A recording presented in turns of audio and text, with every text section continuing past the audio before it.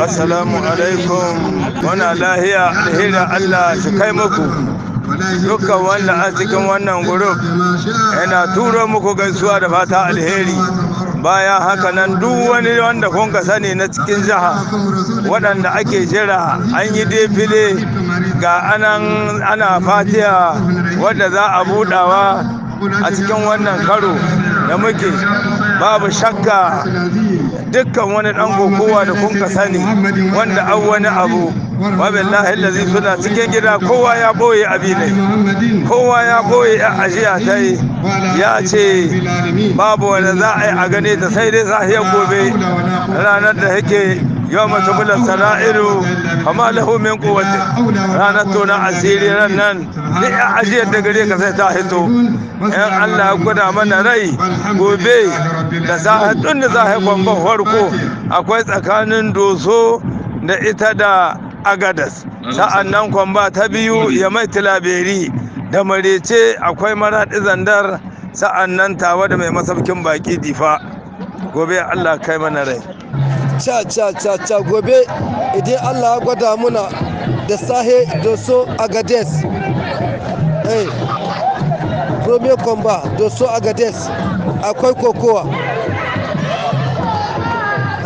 doso isaka agades sale dauda akwai kokowa idan Allah ta damu lamu lafiya kenan gobe kan da mu gama rece lamu lafiya irin wannan lu'adin ga tawa ita ko ita gari da difa sai ka ji ana kiran mutum 40 sun haɗe 40 ne a tsaye in akwai mutuwar tsaye kuma sai ka ji an ci 40 ba wani abu ne a tsaye gobe kawai haka in Allah ya gwada muna Allah shi gwada muna lalle akwai kokowa yawa sadi yakuba muna wuri guda a yau ilin difa mu da su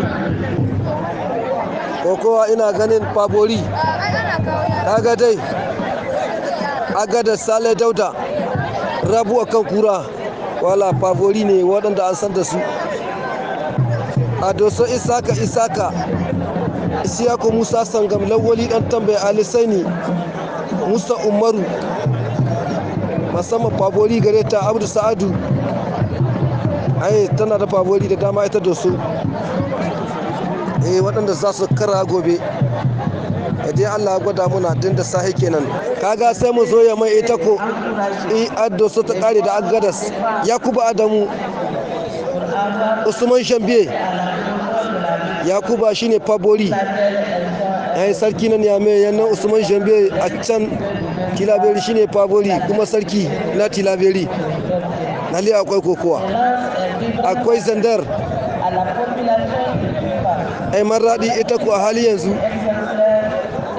akwai dan galadima aibo shina can maradi akwai lawoli dan tela a can zanda mai zari na maka ilela ka ce masani sarki mai zamani shi ta koma tare da su saddi tsohon yan kokowa sani sarki mai zamani shi ta shi aji agwagwa ko da zabo ya zaka bane shi ta shi aji shi tunda ya ɗauka kaza ta giya yanzu kai da agwagwa haka ne sani sarki mai zamani ban gane shi ba ma sani sarki mai zamani ban gane da shi ba. Assalamu alaikum dukkan waɗanda suka haɗu nan bayan mu albiturori hakika za mu ɗauki alƙawali na 'yan ƙasa kuma tare da abin da 'yan ƙasa ke so shine rantsuwa bisa ga aiki na abi kundi daidai abin da ya ce. Amma kahin mu haɗi rantsuwan nan za mu sanar sheku da abin da Allah ya ce almautu wahid sababu haka siran mutuwa guda ta amma sababinta yawa gare bayan haka Allah ya ce inna sina au ahda ana faghfir lana wa afu anna Allah ya ce in an kai mantuwa ko kuskure Allah ya ce yana yahewa duk wani abu kun ga ya abu da suna albitir sai dai da sanin yanayin mantuwa ko kuskure amma da gangam mutum bai zakkuwa ya saba banna abin da zai bata abin da 'yan ƙasa ga so kuma wanda ƙasa take bugun gaba da shi shine kokowa dalilin haka duk wani albitir da zai shiga da sunan shi ya albitir mun ɗauki alƙawali za mu bi kundi daidai abin da mun ka gani gare sai dai abin da kuskure ya yi. Salamu alaikum. Allah ba ni lafiya mai ƙarfi in mori duniya. A kullum godiya nake mai sarki in samu lahira. Ko jaura ta zo ina jin ɗari sauti na ya cira. A kullum godiya nake mai kauri gunjalla wahidin.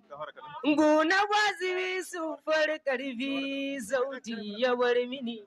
Ban iya faskare aikin ƙarfi waka tafi mini. Allah dafa mini.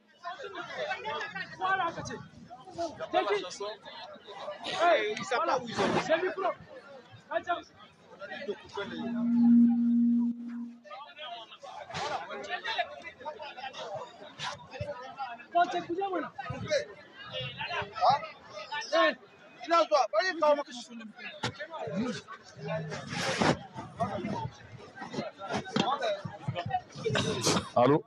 Assalamu alaikum wa rahmatullahi ta'ala wa barakatuhu masoyana na faɗin duniya musamman na ƙasar Niger garin Difa.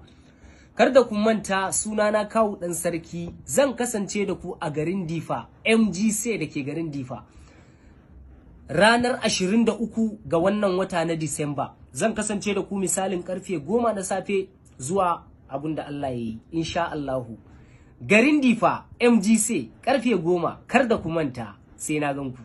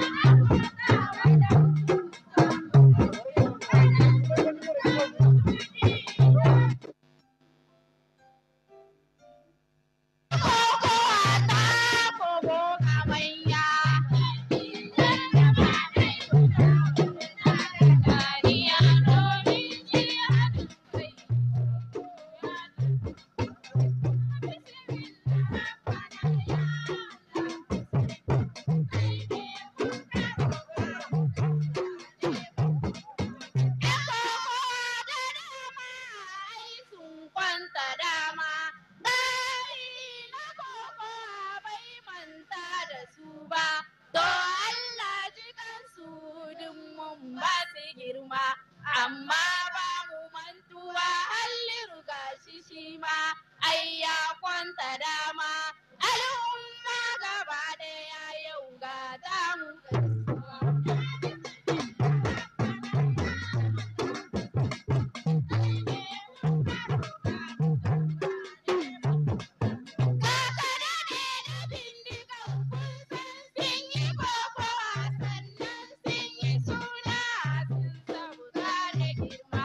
Sannan langa-langa shi da Bala Haruna.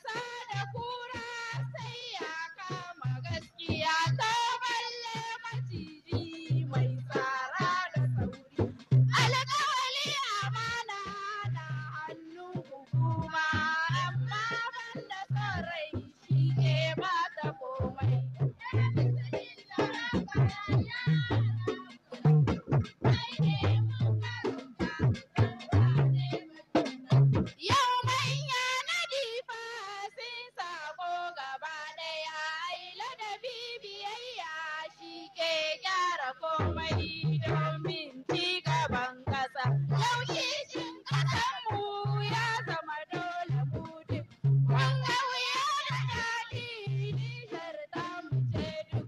Dole mu kama juna domin ci gaban ƙasa. Ban kwana muke yi al'umma gaba ɗaya. Sai wata ran daren mu in Allahu ya so.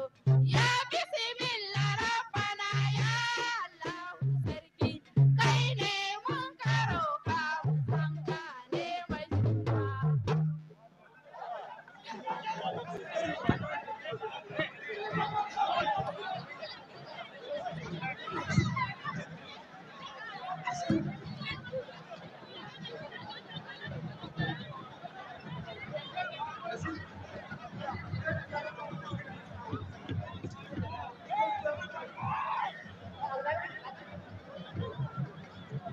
Jama'a delegation a tsaya a liye kofar nan kowa a tsaya inda yake ba a ce ba mutane su tahi delegation masu huta c'est pas normal ku bari sai an kare discours ku tsaya kowa inda kuka ku yi hakuri irin na kowa ku tsaya bala delegation duk su tsaya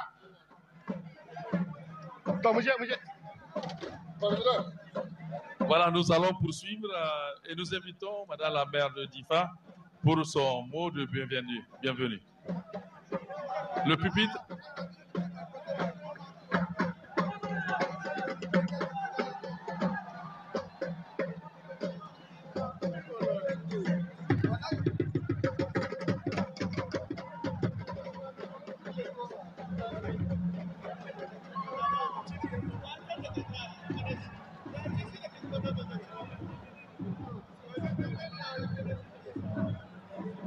Des délégations, monsieur le responsable de délégation, là, avoir délégation, magana c'est ça. Kowa c'est un déki.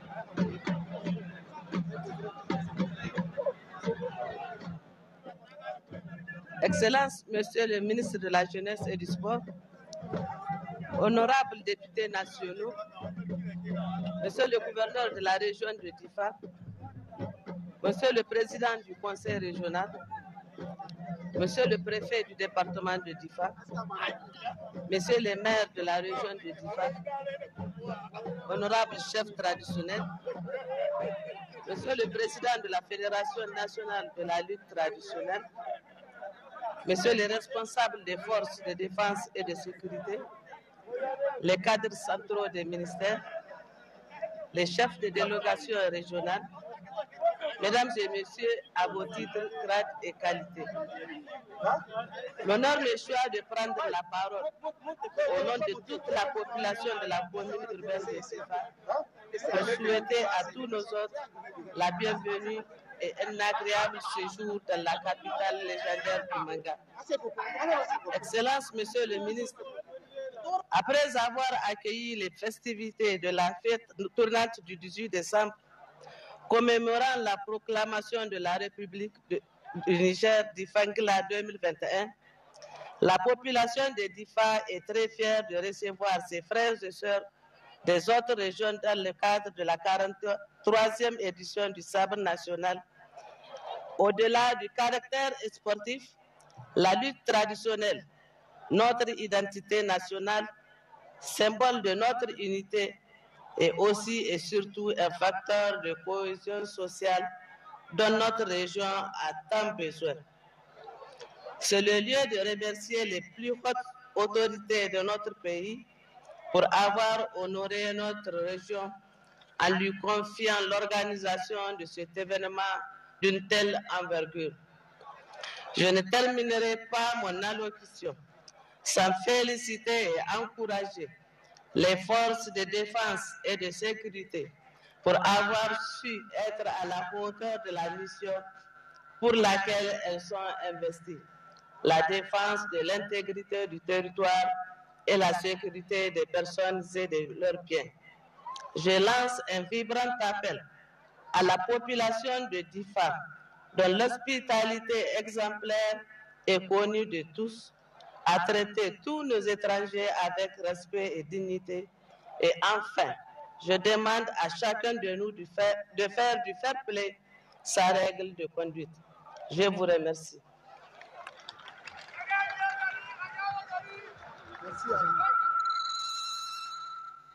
Nous allons poursuivre les allocutions et cette fois-ci, c'est le président de la Fédération nigérienne de lutte que nous invitons pour son allocution.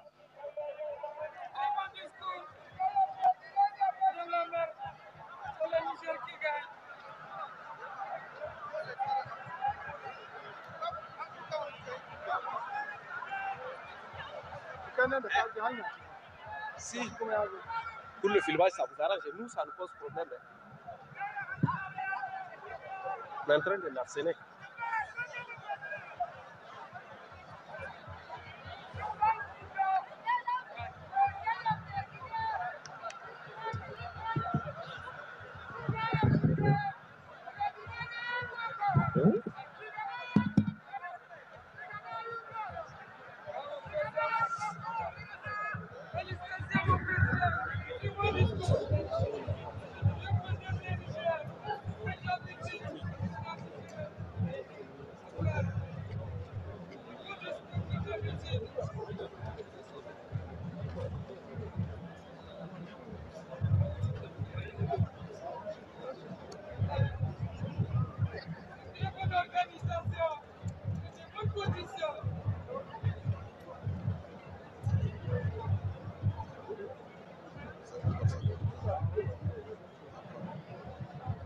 Ça va bien.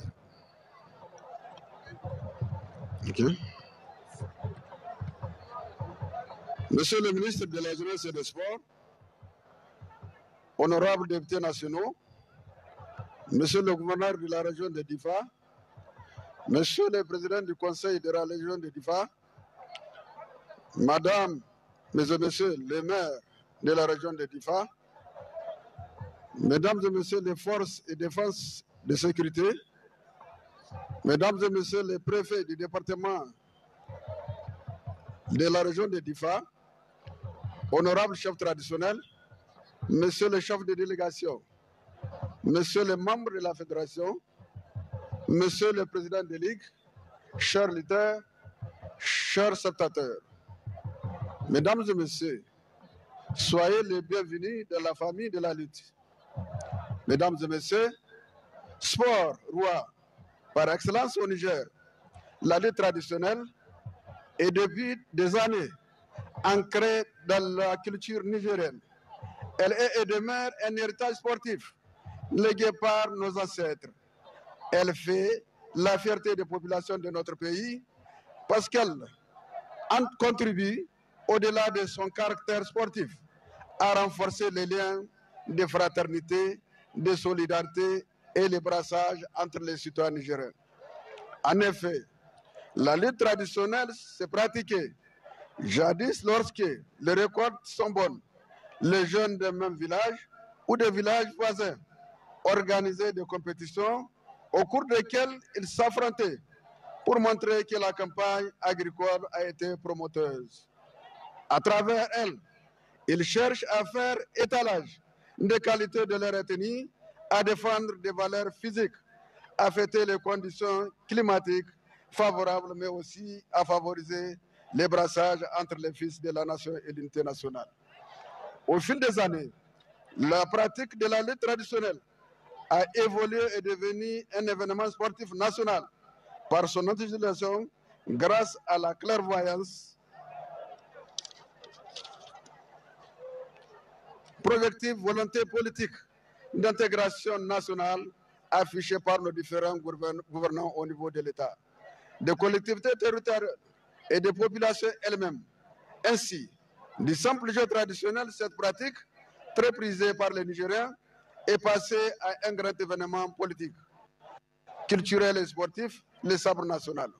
Au fil du temps, elle est devenue une pratique sportive moderne qui a développé chez les lutteurs une stratégie de recherche de profit et aussi l'intérêt dans la recherche de la haute performance à travers les championnats nationaux, devenu sabre national et les autres compétitions nationales et internationales. Aujourd'hui, dans quelques minutes, ici dans la belle et accueillante capitale du manga, le ministre de la Jeunesse et des Sports va lancer les compétitions de la 43e édition du sabre national. C'est vous dire que la transformation progressive qu'a connue la lutte traditionnelle depuis 47 ans a fait d'elle un élément d'identification culturelle, de communication nationale et diversement de l'ensemble des populations de notre pays, qu'elles soient de l'intérieur comme de la diaspora. C'est pourquoi nous, de la Fédération nigérienne de lutte, demandons à tous les acteurs, directs et indirects, de la lutte traditionnelle de créer toutes les conditions pour soutenir cette clairvoyance et volonté politique. En rappel, cet engagement de nos dirigeants pour le rayonnement de la jeunesse nigérienne, c'était la présence marquée de son Excellence Bazoum Mohamed, président de la République, chef de l'État, garant de l'unité nationale, d'impartialité et de rigueur dans l'application stricte des règlements et le traitement des contentieux qui leur ont été soumis. À vous, hommes des médias, publics et privés, je vous remercie pour votre investissement et votre sens des devoirs de toujours pour la réussite de nos activités. Pour terminer, j'exprime ma profonde gratitude à nos sponsors et partenaires institutionnels. Je citerai ici Niger Télécom, sponsor officiel de la lutte, la RTN, la Caisse nationale de sécurité sociale, la DGI, les bonbons tampons, la Nigelec, entre autres. Vive ensemble, nous sommes une famille, que le meilleur gagne. Merci. Très bien. Merci. Monsieur le président de la fédération, M. Djengaré, la suite du programme. Merci, Monsieur le Président de la Fédération, qui appelle tous les acteurs à surtout une grande discipline et un professionnalisme sans reproche pour réussir cette 43e édition du sabre. À présent, je vais inviter les arbitres pour leur prestation de serment.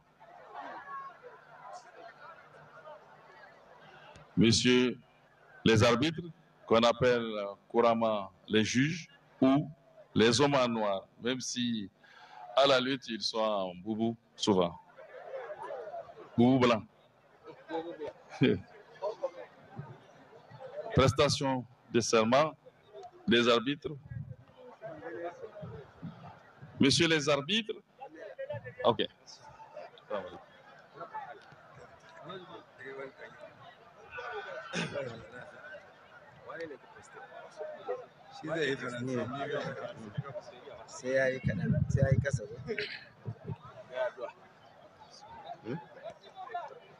C'est bon?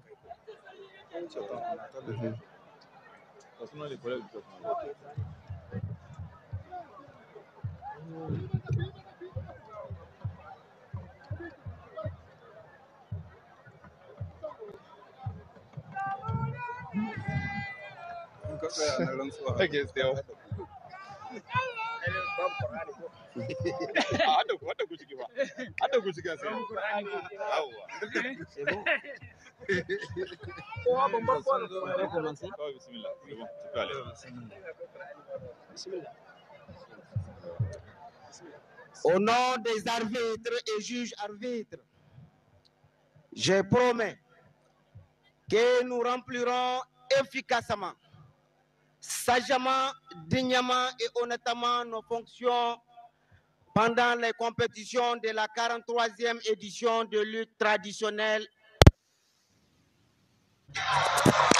respectant et en suivant les règles qui le régissent. Cela dans un esprit de sportivité, je le jure.